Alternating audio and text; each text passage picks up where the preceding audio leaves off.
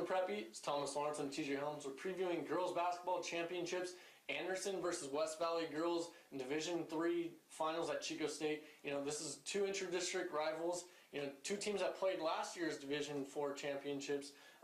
Anderson is just that hot second half team right now. They've won 11 straight games. The last time they've lost a game was against West Valley on West Valley's floor in overtime. They've just been firing on all cylinders since then. And you look at that West Valley team, and they've kind of had their ups and downs. They've had a real big problem with consistency this year. Definitely, TJ. I think part of those two progresses for both of those teams in the second half is kind of their situation.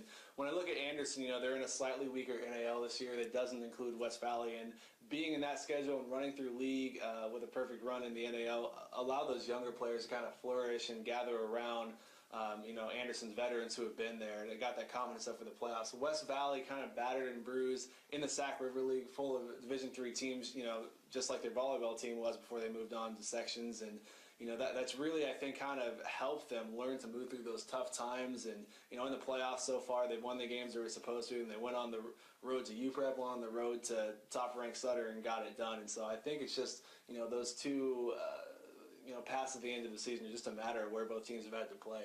Yeah, going to Anderson, you look at Katie Nunley, who's just been one of the best players in the section this year. She's just a walking double-double. She's recorded a double-double in all but 2 games this year.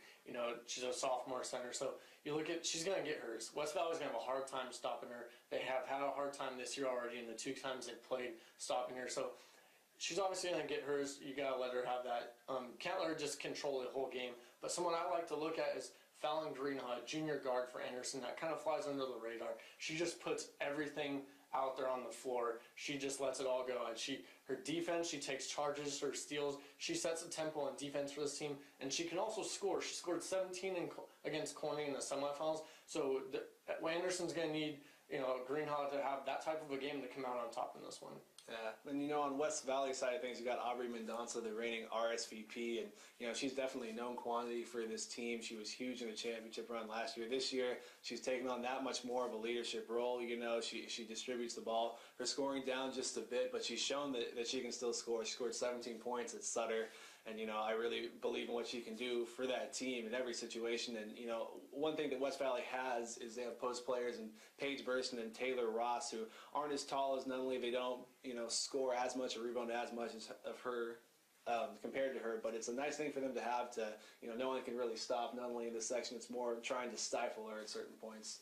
So looking at another finals between rivals, who do you got in this one? Man, this is a tough one, TJ.